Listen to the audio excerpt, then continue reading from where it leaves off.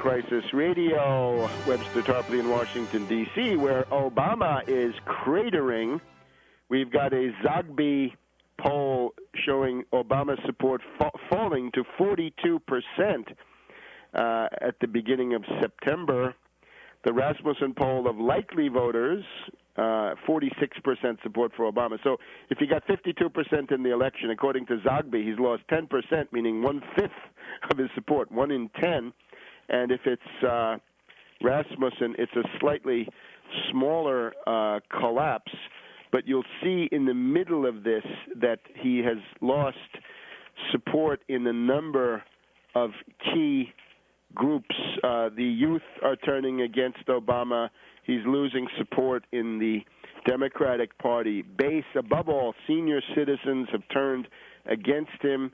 The fussy independent voters who always turn on you when things get rough, and with good reason in this case, they're also turning against Obama. So this is a very serious political turn. Now, obviously, it's not enough just to fall in the polls. What we need right now is gridlock. Gridlock, gridlock, gridlock. Nothing meaningful will be passed given the current arrangement. Would require a general collapse of the Obama administration, similar to but more pronounced than what happened to Clinton in the 1994 congressional election. And, of course, this can come different ways. It doesn't mean that you want to necessarily turn everything over to Congressman Boner or whatever his name is and Mitch McConnell and his legions of greed in the Senate. No. You want to have some kind of a left opposition playing the key role, right, coming forward. But you're going to have to basically break up the Wall Street control over Obama. Instead of having Bernanke confirmed as the head of the Federal Reserve, he should be rejected. Reject Bernanke. Don't vote for him. He's got to go through the Senate. Make that impossible. Testify against him. Get rid of Geithner. Fire him. Impeach him. Get rid of Summers. He's a failure. He should be out. We've also got these characters like Holdren, Zeke Emanuel. We've got now this Van Jones, the professed communist and lunatic who is running the Green Jobs program, the Boondoggles, obviously distributing patronage according to wild ideological schemes. He's got to go. There's a whole bunch of people that need to be fired. In other words, the most extreme lunatic elements, the genocidalists, the proponents of euthanasia, the Cass Sunsteins who want animals to have political rights, the Holdrens who want to have trees have political rights, all the rest of this. This all has to go. This is a grand guignol of the worst ideological dregs of the post-Carter period of despair and defeat of all the progressive movements. So this, you just got to get rid of these people. They have to be ousted. And at that point, who knows what might be possible. But you got to go a long way to get to that. So gridlock, gridlock, gridlock. I can't see how anything could be done under these conditions. Remember that the answer to all this is Medicare for all, Medicare for everybody who wants it, for anybody who wants it, paid for by a 1% Tobin tax on Wall Street turnover, derivatives, stocks, bonds, options, futures, foreign exchange, commodities, and all the rest. 1% sales tax for bankers, 1% sales tax for stockbrokers, 1% sales tax for bond traders, 1% sales tax for derivatives mongers, right? You pay 5 to 10% sales tax. They pay nothing. Let them pay 1%. Split it 50-50 between the feds and the states, and you can get rid of these furloughs and all the rest of it. So that's the answer. And, of course, if you want to save money, the only way to save money is to put a few $100 billion into biomedical research, cure cancer, cure heart disease, cure the top 10 dread diseases. You can realize huge savings. You can economize like mad, and you won't be killing anybody in the process. So with Obama, there are death boards. There are death panels. But the answer to that is not to turn it over to the market, so the market kills you in its own impersonal way, the free market that brings you death seemingly through the impersonal mechanisms, the objective mechanisms of the market, which, of course, are politically loaded from the word go. No, none of that. Rather, save money by finding cures. Otherwise, rationing either through the death boards or through the death-dealing effects of the free market, that's all going to be unavoidable. So we need, in effect, not the reactionary Republicans and not the Obama fascist corporate state, but the good old American New Deal, the American system traditionalist approach from Hamilton to Franklin D. Roosevelt to Kennedy, embodied today in Medicare. If the Democratic Party had been serious about any of this, they would have been saying Medicare for all for the last 15 years. There's nothing mysterious about it. There's no leap into the dark.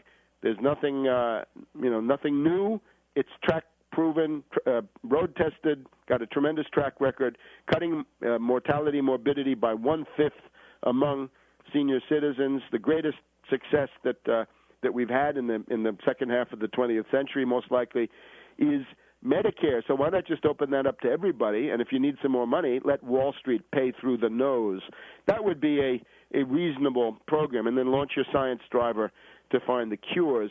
Democratic Party never talked about that. They talked about something called single payer. What is that? Public option? It sounds like a restroom, right? A public convenience in Britain means a public toilet. And a government option, a government plan. What is it? Once you put that up there, that's a blank slate, and Dick Armey and company can come along and Newt Gingrich, and they can fill that blank slate in with any kind of horror story they want. And, of course, the horror stories are not lacking when you've got Holdren, Zeke Emanuel, and this Daschle, and indeed Michelle Obama, a whole gang of genocidalists whose common denominator is they want to help you to die.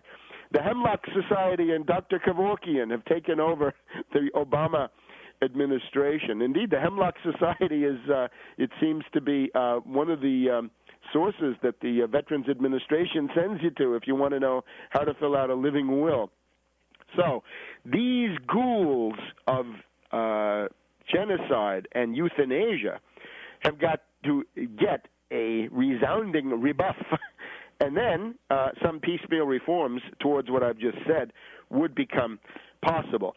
Now, let's look at the organizing perspective here. The peace movement claims to be reviving. I mean, so far what we've seen concretely is Cindy Sheehan going to Martha's Vineyard and scoring a big success with precious little support from most of these people. I looked again at the Code Pink website, not a word about Cindy Sheehan on Martha's Vineyard. What world are these people living in? How can they say that they want your money and your support to be a peace movement when they don't do anything? They don't fight for peace. Now, some of the peace groups are coming to Washington on October 5th to 6th. The problem with that is that's a Monday. October 5th, I believe, is a Monday. This is crazy. If you want to have a decent demonstration, you've got to have a Saturday date, and you get yourself a permit for Lafayette Park across from the White House.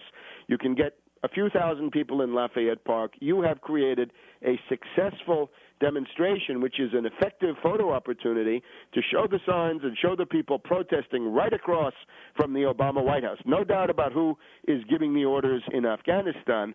And you send out around the world, you have revived the peace movement in the world. Notice there seems to be a studious attempt by the foundation-funded peace fakers to avoid it. They schedule their march on a Monday. Well, this is crazy. We need a Saturday demonstration sometime in October, November. Lafayette Park is the perfect place. Do what Ramsey Clark did back in November 1990, the most effective protest, albeit in a losing cause, to stop the U.S. attack on Iraq that then followed in January, February of 1991.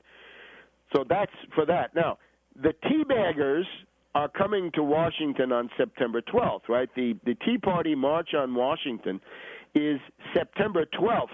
These guys have got the elementary good sense to have it on a Saturday when they might actually get some people. And you will have followed this Teabag Express, which is going around the country, getting tremendous publicity from Fox News. What they don't tell you is that it's done by Freedom Works, a Republican public relations firm headed by Dick Armey, the sidekick of Newt Gingrich. Reactionaries. We'll be back in a minute.